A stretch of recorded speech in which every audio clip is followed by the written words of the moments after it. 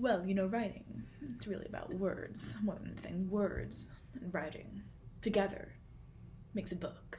So, really, I would say my main inspiration for this novel were words. There were three main disciplines that I chose to draw from.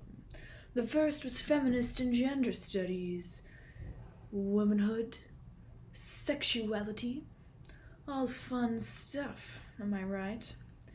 And then there's a psychiatric anthropology. Who is mad? Who is crazy? And who gets to decide? And lastly, there's visual art. Everyone loves a good piece of visual art. A painting here, a sculpture there. I'm interested in what art can tell us about the crazy woman. What artist? Why, Kiefer, Basquiat, both the de Koonings, Mitchell, Berankenthaler, and of course Lasnig. And this is my Venus flytrap. Her name is Minerva. Well, it was important to me, of course, that the feminism be intersectional. Queer liberation and racial justice are inextricable from contemporary feminism, as they should be. And in addition, the way that we think about mental illness in our society is framed by these very same identities. It really all makes sense if you think about it.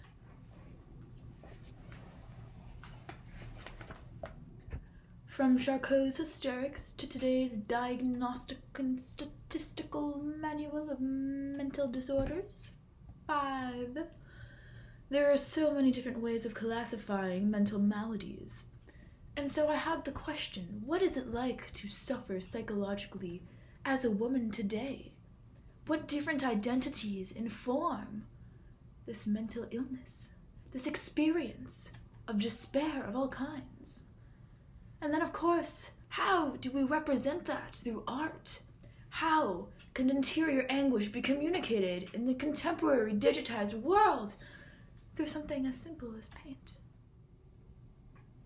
Well, in the novel, the protagonist is an artist, and because of this, she's very invested in the idea of abstract expressionism.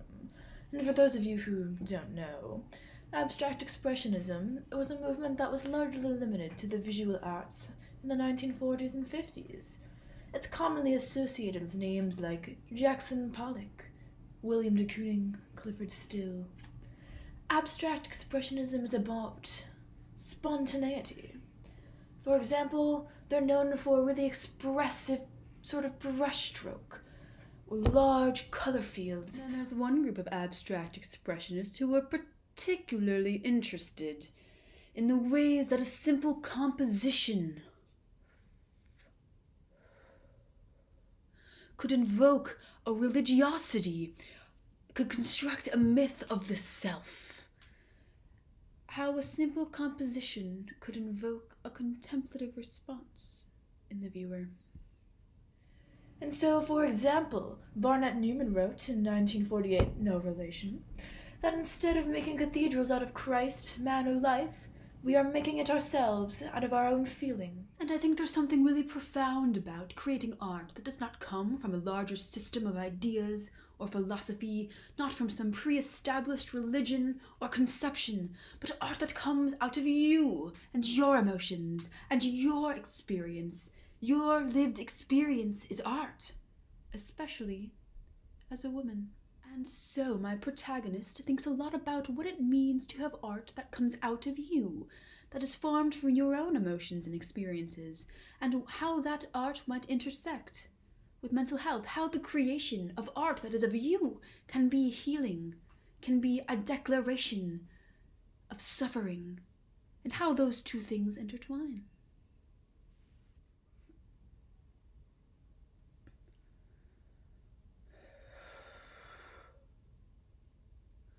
Another central part of abstract expressionism is the idea of the color field. Now, the color field basically means that colors can be used to instigate a really strong psychological reaction in the viewer. So, for example, take the color yellow. You might see yellow as a joyful color, full of sunshine. Or you might see it as a disgusting, repulsive color that hurts the eyes.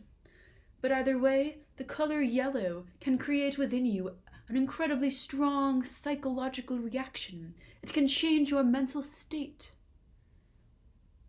And so, really, what I'm looking to do is just to explore what mental health means to women of all different sorts. Black and white, fat and thin, gay and straight, and everything in between. What does it mean to be a crazy woman?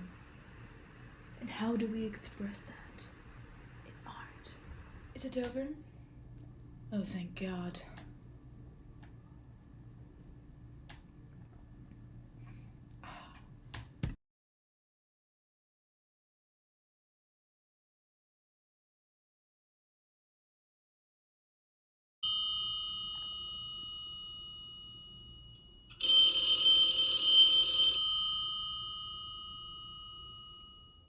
Please hold.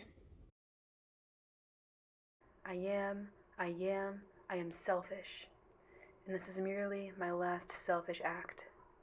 She feels a deep sense of revulsion bubble up, boiling and breaching the boundaries of the abject, directed only towards herself.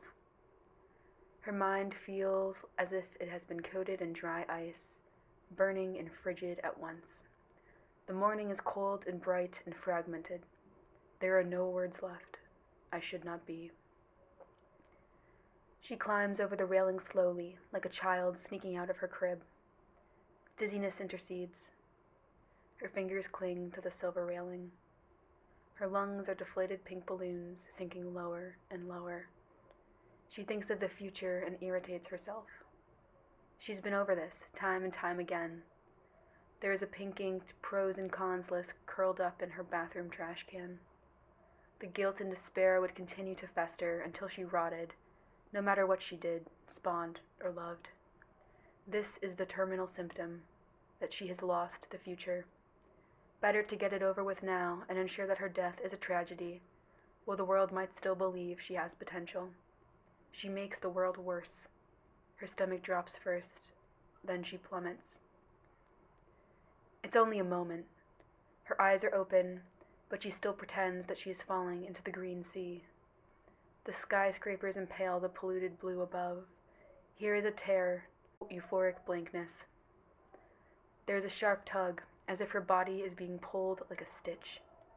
She is no longer diving down. The urban depths recede. She kicks out her lilac Converse, watches the laces dangle over the concrete so far below. She wonders if she has already hit the ground.